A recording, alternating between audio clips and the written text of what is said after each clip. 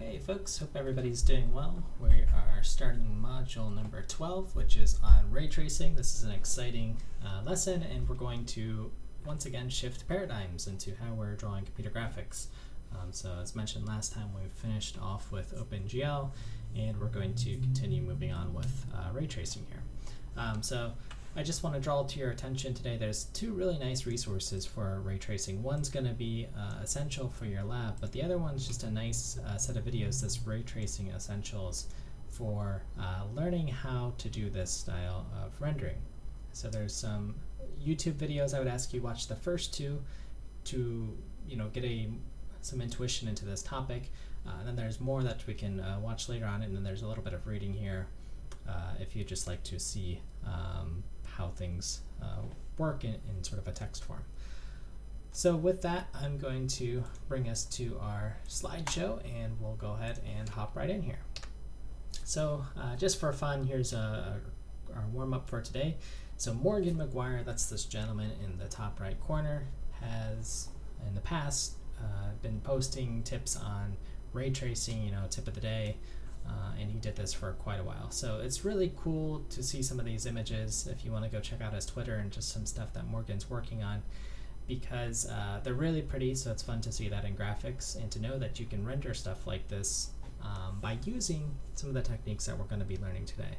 And Morgan made this prediction, I believe this was a year ago, so he said in 2023 every graphics programming or every GPU that's shipped is going to be able to help assist in ray tracing. So then every gaming platform, whether it's the up and coming PlayStation 5 or the new Xbox or some of the new graphics cards for your computer, are going to take advantage of this ray tracing technique that we will be learning about today. Okay, so those are just a couple of things to look at and look forward to. And Morgan has this book called the Graphics Codex, which I will also Google here, Graphics Codex. It's a really nice book if you're looking for more graphics books to read later on. Has some sample projects, associated code with it. It has lots of a little bit more math focused, but is really a cool book to look at with lots of different references. So Morgan's a great resource for going forward in computer graphics. Sort of fun warm-up too, you get a bonus one today, just to see what kind of things ray tracing can do. And we've talked about it very briefly, but the very popular SIGGRAPH conference that goes on every year for computer graphics. Back in the 80s or so, someone thought they would make a rendering of Jello, and that was sort of state-of-the-art back then, using this ray tracing technique. So this is just a sort of for fun technique for you. Okay, so moving forward, last lecture we talked about frame buffer objects, so this idea that you can render your scene to a texture. This is a handy technique. Again, just this idea that you can take what's being captured from your camera in OpenGL and render that to a texture, whether you're using it for reflections or other things, but also for the use case that we discovered with post-processing. So you wrote a little image kernel to do something interesting with your scene. Then optionally, you took a look at some of the different graphics engines that exist, so hopefully you spent some time and enjoyed doing that. And just again got some ideas of what goes on into industry standard graphics engines. There's this idea of deferred rendering. I wouldn't say it's a new idea as of today, but a new idea that we're introducing into this course that's worth exploring. So again, thinking about how you can have sort of multiple render passes and then composite all of those renders into a final scene here. So it's kind of cool stuff. Okay, so we are recording.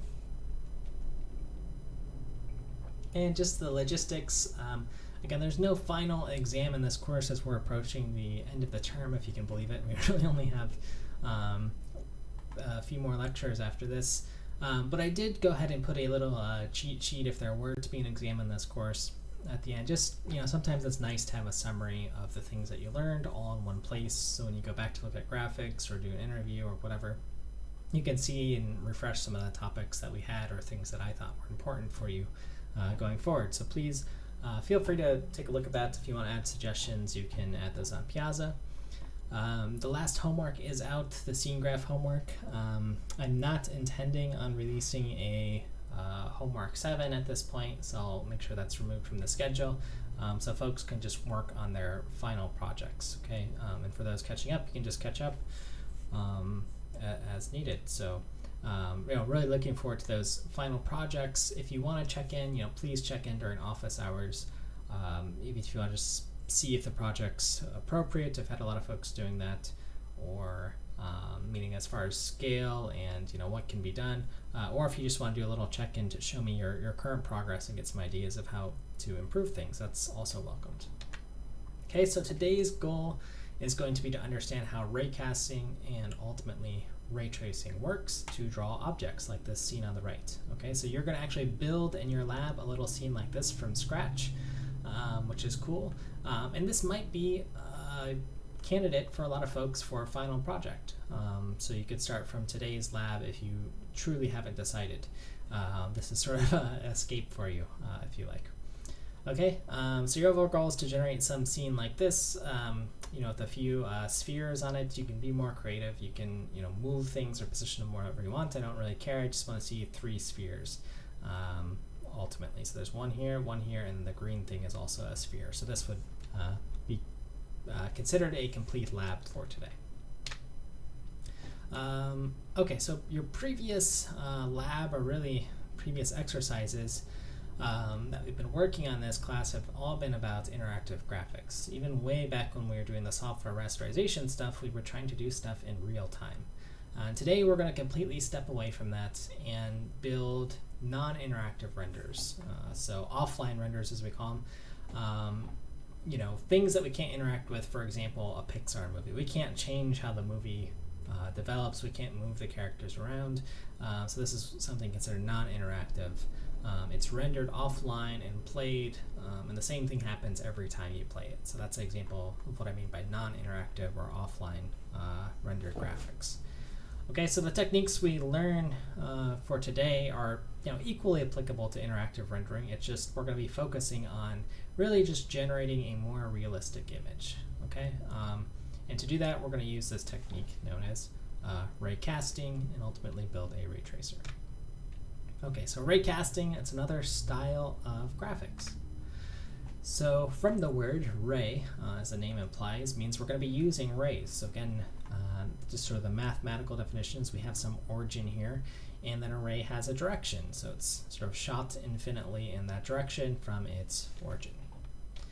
Okay, and ray casting, the goal of it, or how we're going to use rays in our graphic scenes, is to figure out if we cast a ray in a particular direction, does that ray intersect with some other object in space? If it does intersect with it at that point, or if you want to think about it as colliding with this object, then we want to light that pixel up, in a sense. So once we detect that that has happened, and that is how ray casting works. Now, we're going to be talking about ray casting in terms of rendering, so drawing stuff, so that's what I mean by lighting the pixel up. But you can use ray casting for a lot of different things, like detecting if 2 objects collide in a physics simulation. You can use it for various simulations of sound, if you want to how sound travels in a particular direction. There could be lots of different examples, but we're going to focus on rendering for now. Okay, so here's another visual of it. So the idea is you have a sort of virtual viewport here. This is your eye, in other words, and you're going to cast a bunch of rays here. Here's your screen, your monitor, your very low resolution monitor. That's 4 by 5, I guess. But you're going to cast a ray through each pixel in your screen and determine if it collides or intersects with any of the geometry here, any of the objects you have. If it does, then you appropriately fill in that pixel. So here's another view of it, of rays being cast here from a virtual camera. And you can imagine they intersect this object at some point, so we light up that pixel. Okay. Here's just another kind of fun scene of ray casting. Old games used to use this technique. Wolfenstein is sort of the classic one here, to draw their actual environments. Okay, so here's sort of a 2D representation of this map you're seeing. So on the right, here's your character and sort of looking around. And depending on where your character was, so just in this 2D realm, we'd cast rays out. That's what's in this yellow area. And if it collides with an object, which you can see at these particular borders, then we would draw a rectangle there. Okay, so it's a cheap way for a time to draw a scene. Okay, and this is a sort of low fidelity or very low resolution version of that, where you just color a big chunk of the screen gray or red, depending on if there was a collision or not. Okay, so since then though, ray tracing, or sort of classical ray tracing, has come a long way. So first, here's one of the early papers describing classic ray tracing by this gentleman, Whitted, on how it works. And just again to get a definition of ray tracing, or this idea of, here's ray casting, so shooting rays out, but ray tracing is really this idea that we can, in computer graphics, render or draw a image by tracing the path of light as pixels in an image plane and simulating the effects of its encounters with virtual objects. Okay, so the idea of ray tracing, it sometimes goes by another name, path tracing, but this idea that instead of just casting a ray out once and seeing if it hits a surface, that's ray casting. Ray tracing will hit one of these surfaces and then it might reflect and bounce back, for instance, or reflect and bounce down, and that's where you would have a shadow, for instance. Okay, so it's a little bit more involved. It's just casting multiple rays or simulating light bouncing around. Okay, that's the idea. In doing this in OpenGL, GLSL is a little bit harder. We can cast rays in OpenGL. There's nothing that stops us from casting a ray from, say, where our mouse cursor is into the scene and detecting if it intersects with an object. In fact, that's a good thing to try to do. It's a good use of ray casting. But ray tracing is really a little bit more involved with the actual, again, rendering style, okay, for how we light up our scenes. Okay, so here's just the example of a classical ray tracer. Here's a scene of that on the right, and you can notice there's things like reflections, and this shape's partially, transparent here or translucent. So the classical ray tracing algorithm is just saying for each pixel, you're sending a ray from the eye into the scene, so just from your camera where you're looking onto this scene. Send a ray from the intersection to each light, so if I send a ray in here and it hits this object, then I send a ray to wherever my light source is, and wherever that is, I create a shadow wherever it bounces from.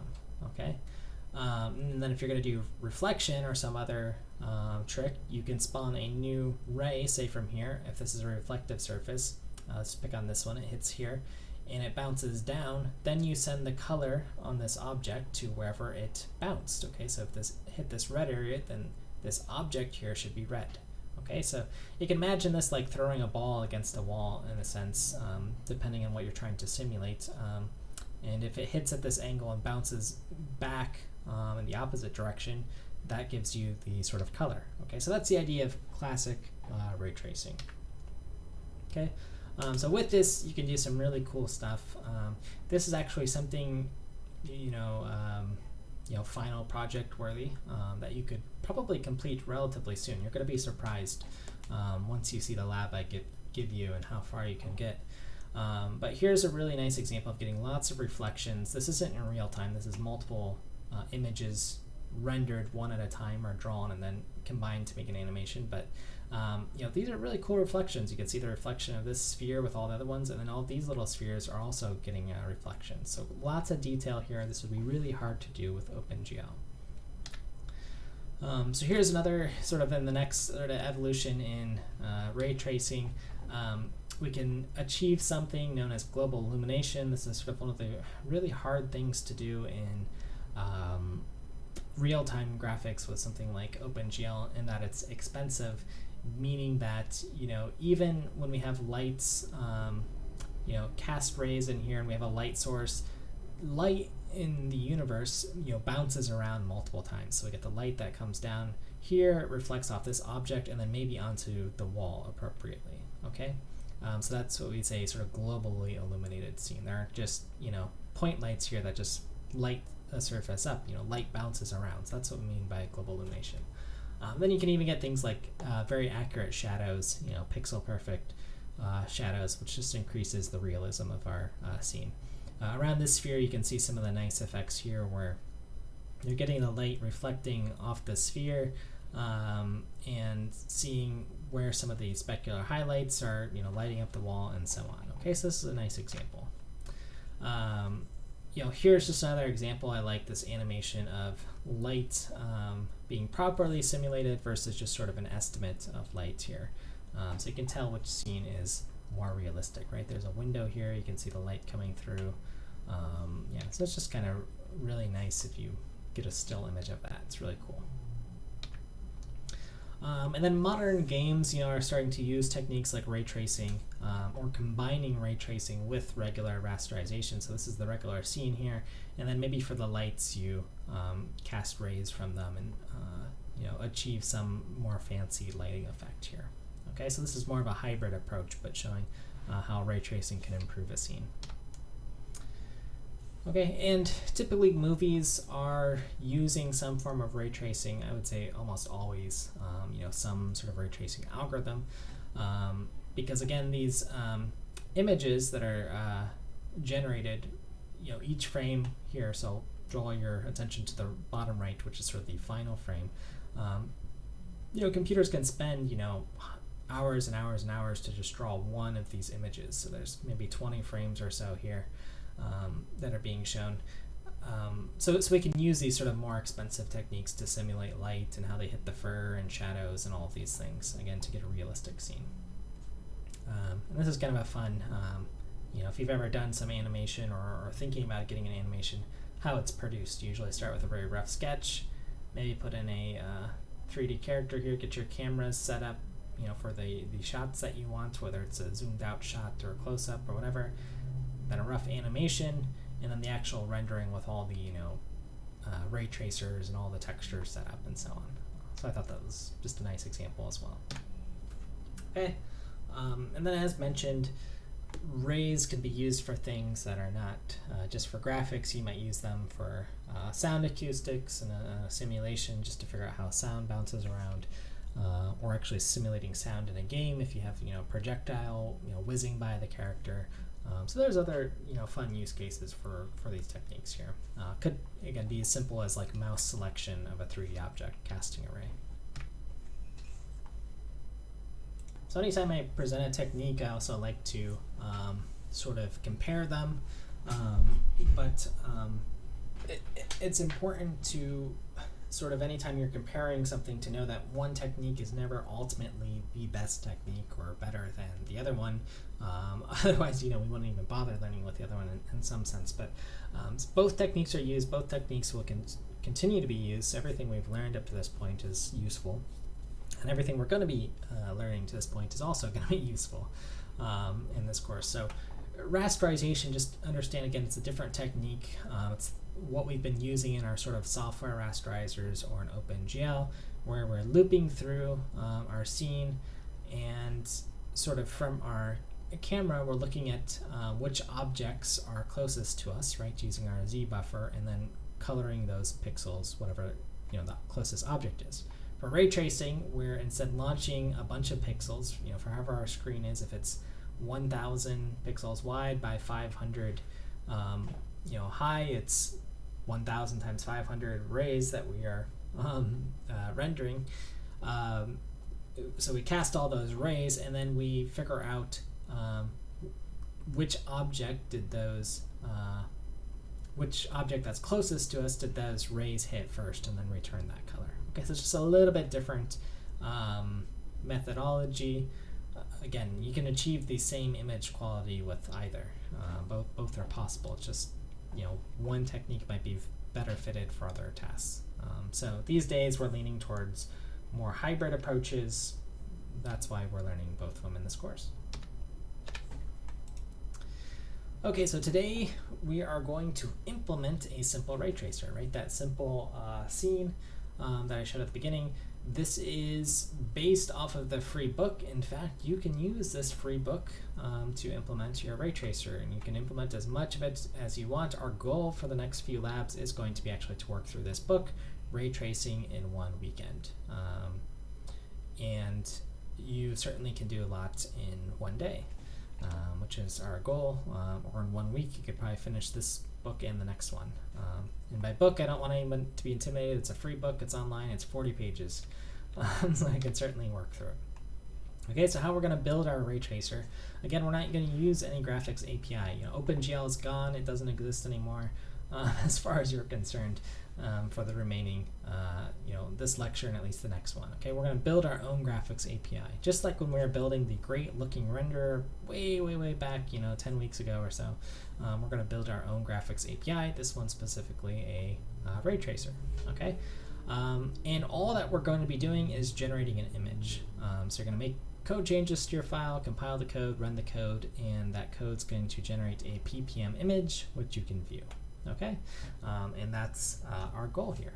So it's going to look like something like this: a build to compile, run your lab file, and then display, whatever you call it. I called mine sphere.ppm, and that'll display your image. Okay, so we already know a little bit about PPMs. We've worked with them. We've written some loaders. So again, that's just a reminder to display your PPM image. Okay, that's how you'll know what happened. And today you'll have some support code.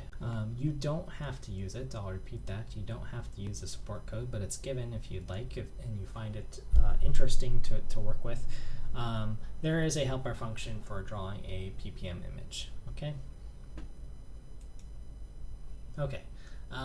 So we are also going to continue using the GLM library with our projects. This is just what we've consistently done, and it's helpful to have a Vec3 class for us. You could build your own if you want to. Again, you're welcome to that. This lab doesn't have any limits as far as tools that you have to or must use, but we'll continue using GLM. Okay.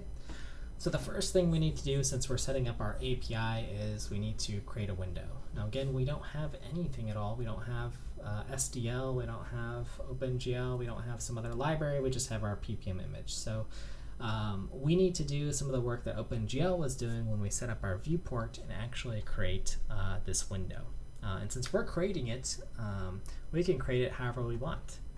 So in OpenGL, this is a window that was sort of 1 by 1, or -1 to 1 in both the X and the Y direction. We can arbitrarily make this a 2 by 2, window, so 4 units wide and then 2 units high, so it ranges from 1 to -1. We are allowed to do that, so we can set up these values like so. Okay, so this is again just establishing where the bottom of our window is, the lower left corner, how wide it is, how high it is, and where the origin of our camera sits. Okay, so given that you have a window now, so this will be part of your scene and part of your camera, you're also going to need the ability to cast rays, because that's really what ray casting is about. So I've actually given you a skeleton for you. You can actually, I do give you some of these things like the origin and so on, so this is completed, at least the first part of your ray tracer. But again, the idea is the ray calculates the direction or has an origin and calculates the direction where it's going, and then we're going to be concerned about where that intersects some other object. Okay, so that's really this first part, casting your ray, and then we're going to have this part here that figures out, does our object at some point in time, that's this parameter t, intersect with some other object. Okay, and if it does, we want that color. The color is returned as a Vec3 here, and then we can compute that color. Okay, so here's again the key of this equation is this function point at parameter. You'll see in the actual support code how this is computed, but this is just a function. Again, t you can sort of think of as time, but as we travel along some ray through our scene, that's what t is. It tells us where something intersected if it did. Okay, so we want to draw things. We have this ability to cast rays. We have a window, but in order for us to draw something, we need it to intersect with a shape. Okay, so in order to do this, we're going to actually draw a sphere shape, or rather, we'll start with a circle and then we'll make it spherical later. Okay, so here's a sphere. That's our goal, to draw a sphere, and typically in our ray tracers, we're going to work with things like spheres because they're easy to draw procedurally, and procedurally just means we're not loading up model files or anything. We're just calculating based off the math formula what a sphere is. Okay, so spheres have a radius r, and then they have x, y, and z coordinates for its origin. So again, if you remember back to this sort of formula, this is sort of if the sphere is not at the origin, then here's where it's located. Okay, here's just kind of a nicer colored version of this, I suppose. But where the x is minus the center x, and then this value squared plus the same for y squared plus the same for z squared. Okay, this will be the equation of a sphere. Okay. So again, we notice that there's some relationship between these variables, which is kind of cool. Again, anytime we're multiplying something and adding it, that's just the dot product. So the point where we want our circle to be minus the center, this gives us the equation to draw a sphere. Okay, so reminder of our goal, we want to draw a sphere, and we're drawing pixels for any point that satisfies this equation here. Okay, and this could give us a sphere positioned anywhere. Okay, and again, you can expand it out if you want. Again, this is just the point here that we're interested in. And the equation here, maybe this is a little bit of a jump here, P of t is equal to A, which is the origin of our ray that we're casting, plus t, so this is just some point, times the direction of the ray. Okay? And if it satisfies this equation, that it's within r squared, that means that we are in fact casting a ray and it is within our sphere. So we should light up this pixel here. Okay, let me show this one more way. Again, this is just sort of moving the equation around a little bit here to figure out how many intersections we have with our sphere, if any. So if there are none, again, then we don't draw our sphere. If there's at least one in the corner, we draw it. And if there are two intersections with our sphere, then we draw the closer one. Okay? Okay, so with this in mind, and really take some time to think about this for me. I'm going to leave it to you to drive a little bit, but maybe this is a help here just to see what's going on here with where we've extended. So again, this is how we draw our sphere. Again, just thinking about points offset from a center here. We concluded that this is the same as the dot product, and then we move this part of the equation just to the left side here.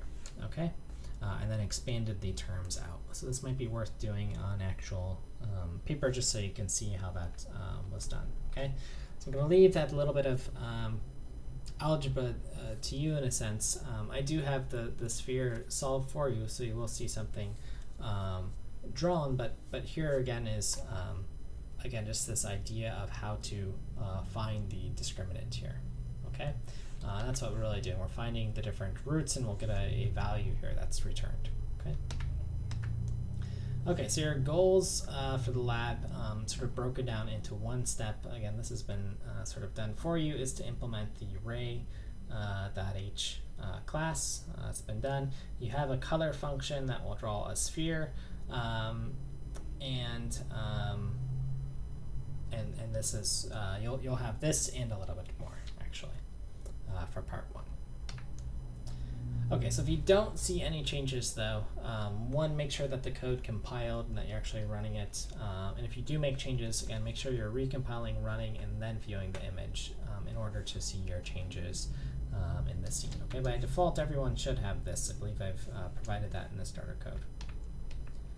Okay, so the next step, part 2 of our ray tracers, is we want to actually be able to draw a sphere. Right now, this is just a circle. It's looking really flat.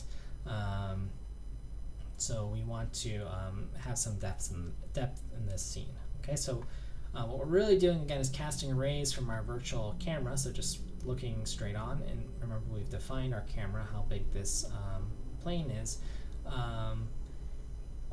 and see where those intersections occur. Okay, so let's fix that, and one way we can fix that is by actually adding normals to our sphere here. So if we have normal data, then we know how light is bouncing, and then we can actually shade our sphere appropriately.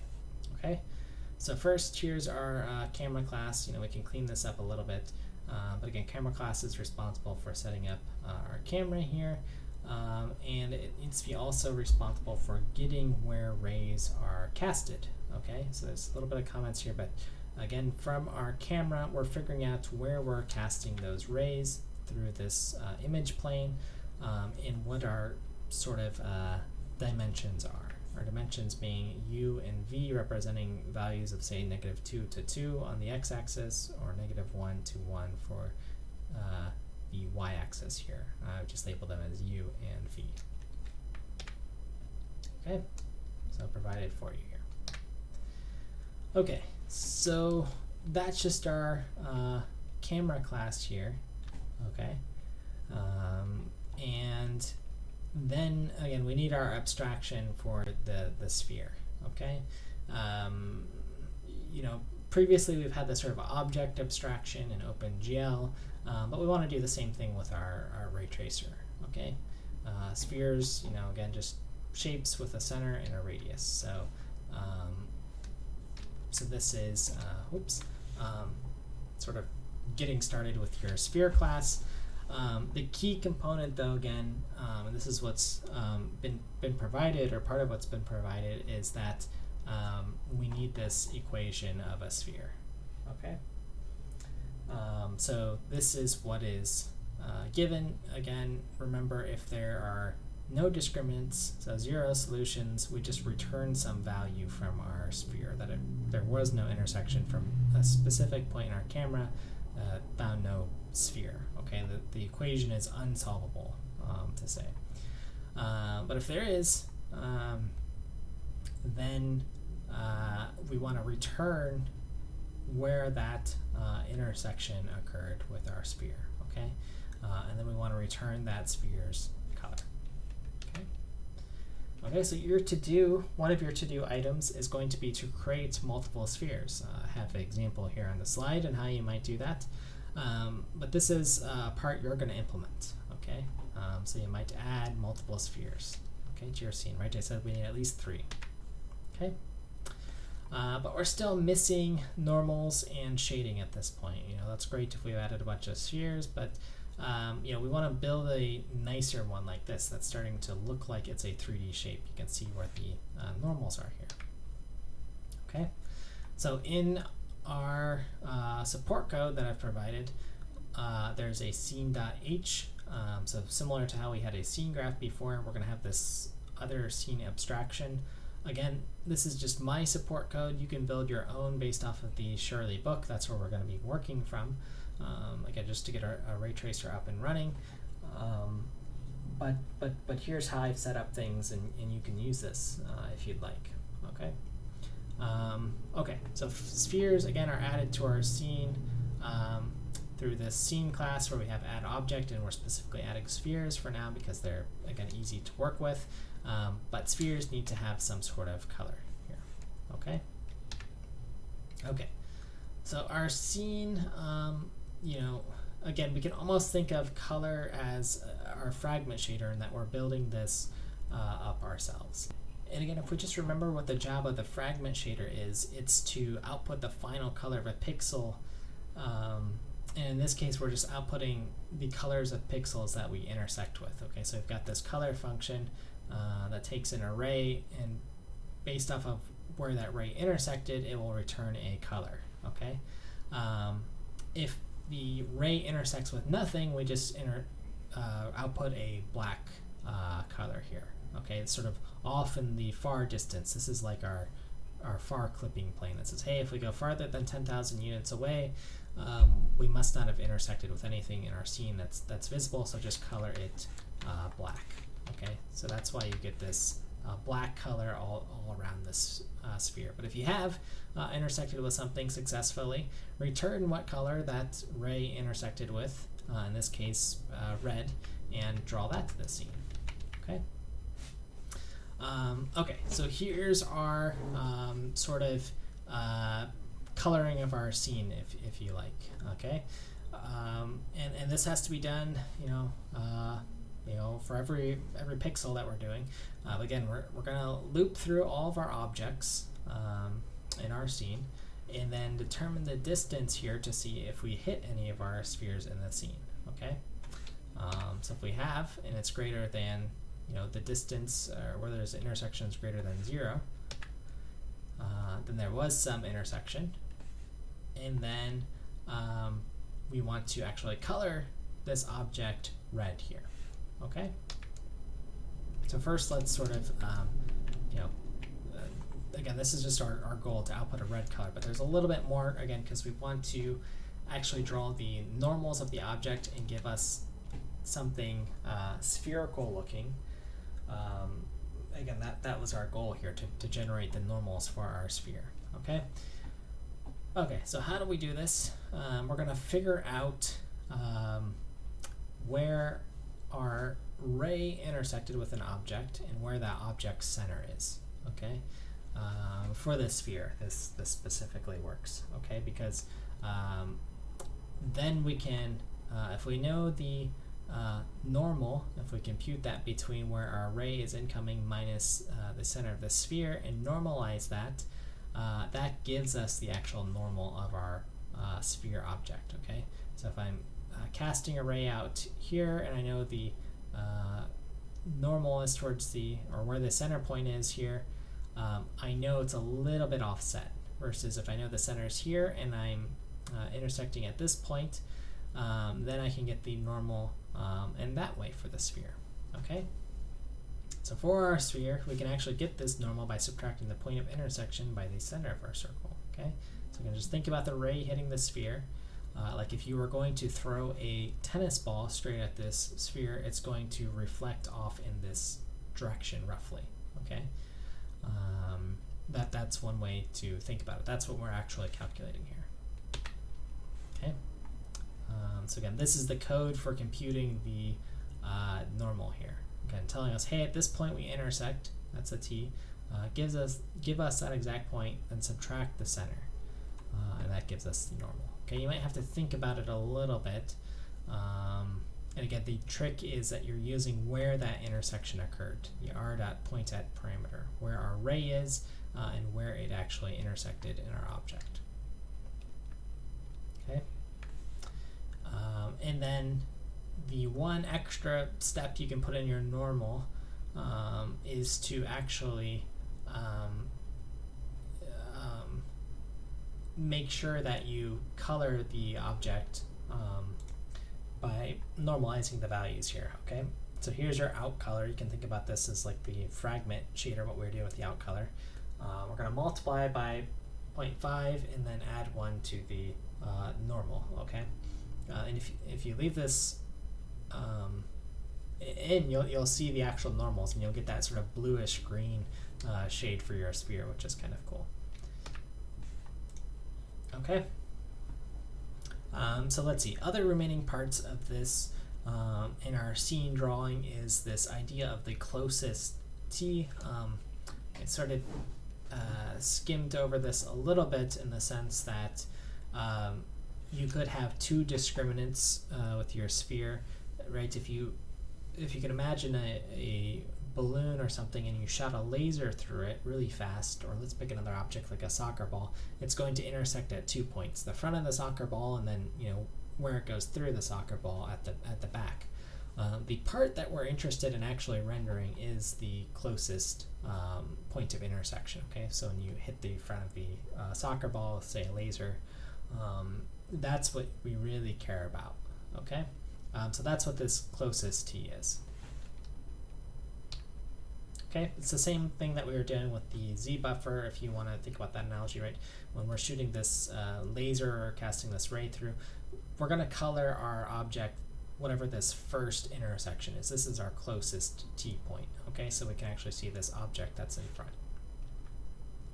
Okay, so the Z buffer in our scene really is just this closest t, okay? And then we can implement our normals and multiply by a color value. Okay, so this is actually computing the normal here, and then we're multiplying, so times equal whatever this normal is, some fixed color here. Say our spheres are red. Okay, you could make this a property of the object if you like, but that's what you're multiplying through. Okay, so your task at this point is going to be to compute the normals for your spheres, implement some sort of ordering, meaning that you're only drawing the closest object if you have one in front of the others, and add color to your spheres. Okay, so you can look at this support code here to get you up and running. Okay, in main CPP, you're going to need to create a scene. I believe that's been done for you, but you'll need to add the multiple spheres to your scene. Okay, if you get done with that early, you can try changing the sphere colors or try moving the camera around as well. Okay. And there is sort of a part 3, so hopefully you'll have something similar to this with 3 spheres. They can all be red, or you can change the colors or whatever. But for part 3, you're going to want to implement a corrected perspective, and then we will start next lab thinking about reflection and lighting materials. Okay, so step 3 will be to implement a proper field of view. That is, so stuff doesn't look squished like this. Add some lighting materials and reflections, which we will work on in the future. So I just want to give you a teaser of that. Again, you know, for your sphere, you can have actual color properties here, for example, and be actually multiplying that, which is probably the better thing to do. For field of view, we've worked with field of view a little bit, but again, in order to make our spheres look less squished, we actually want to calculate this field of view. So the field of view times pi divided by 180, that's to get this in the angle form. Okay, and if you play around with this, then you can get a larger or smaller scene. Okay, if you remember back to our star field. But this is roughly how we'll be doing so. Okay. So again, usually when we're doing field of view, we're just interested in, you know, half the scene. That's where we're computing it from. That's why we take the half height, so the tangent of the whatever our angle is for our field of view divided by 2. Okay, and then we'll multiply that by our aspect ratio. So I said this was, say, 800 pixels by 400. That's our aspect ratio, 2 to 1, so 2.0.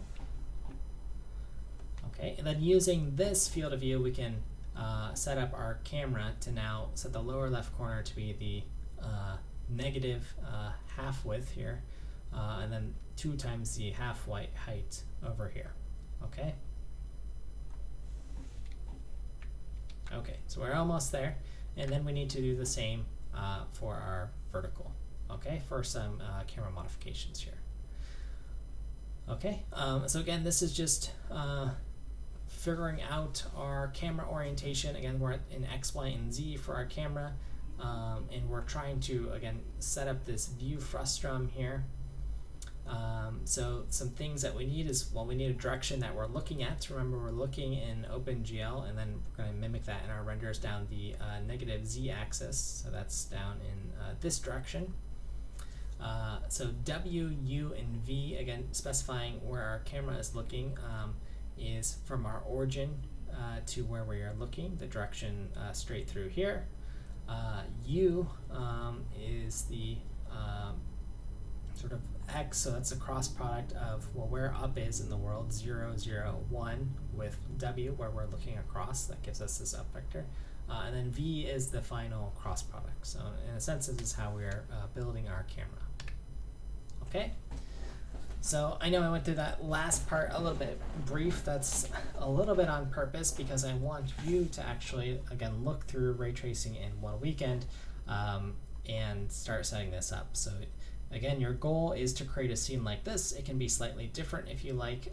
I've provided some C++ framework to get you up and running, but you can of course modify that as you fit. Okay. This book is about 40 pages with pictures and code. I think most people will really enjoy working through it, this part of the course, and at least getting through this. This takes you through about chapter 6 to get this far. And the book's just, that's like about 23 pages or so of reading with code and with pictures. So a few hours you can generate something pretty cool.